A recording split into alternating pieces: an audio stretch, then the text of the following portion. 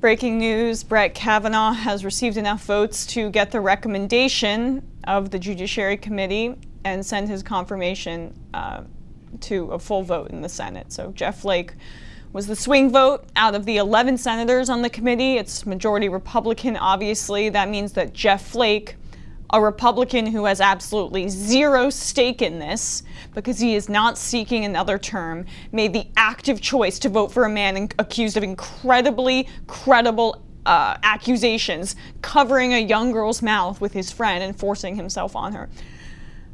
A woman, Dr. Christine Blasey Ford, with absolutely nothing to gain from the situation except reliving her pain and suffering, came before that committee yesterday and spoke in a shaky voice, reliving the trauma of her experience. Anyone who watched that testimony and who didn't see a woman who was being entirely genuine is just seeing what they want to see. It was one of the most viscerally emotional experiences that I've ever seen in politics. Ever. I don't know. Here is Jeff Flake being rightly confronted by an assault survivor, multiple assault survivors in the elevator on the way to his vote. This is not tolerable. You have children in your family. Think about them. I have 2 children. I cannot imagine that for the next 50 years they will have to have someone in the Supreme Court who has been accused of violating a young girl. What are you doing, sir? I was sexually assaulted and nobody believed me.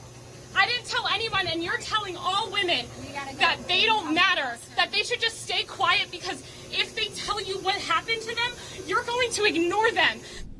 I mean, it's just, how can you not have the humanity when you hear those women in the pain in their voice speaking to you?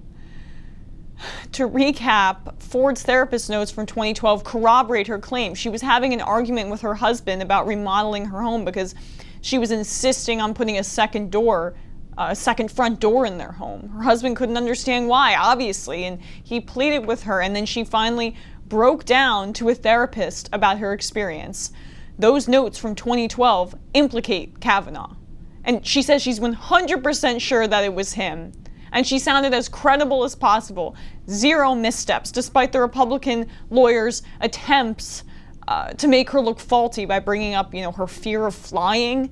And to the trolls who say that there's no incontrovertible proof, this is not a court of law. This is a job interview. And Jeff Flake, with absolutely nothing at stake for his career, decided to vote, yes, I'm going to approve him on a man like this. I don't want to hear a thing from the media about how he is the moderate, the reasonable conservative, the Republican who will actually stand up to Trump in the media, but not in the Senate, not with a vote. Same thing about Lindsey Graham. Mainstream media, you need to do away with that narrative right now, because it's insulting to women everywhere, to victims everywhere, men or women. You brought this judicial nominee's belligerent, righteous indignation over a clearly traumatized and nervous victim who had nothing to gain by coming forward, Jeff Flake. She tried to remain anonymous at first. Kavanaugh has everything to gain from lying. He wants to be a Supreme Court justice, for Christ's sake. Ford has nothing to gain from this except pain, doxing, threats. It's just... You guys are probably asking what's next. In the full Senate, GOP leaders have 48 solid yes votes. 3 Republicans, Flake, Senators Susan Collins of Maine and Lisa Murkowski of Alaska, and 3 Democrats in red states, Senators Joe Manchin of West Virginia, Heidi Heitkamp of North Dakota, and Joe Donnelly of Indiana, hold the future of Kavanaugh's nomination in their hands. If Chuck Schumer is unable to keep the Democratic caucus together on this and we see Manchin or Donnelly or Heitkamp stray, out. Needs to be out. As leader of the Democrats immediately. I mean, he wasn't my pick in the first place, but that would be the most pathetic thing imaginable. He was able to keep them together on the Affordable Care Act. Yeah, I know that's a low bar, but so is this.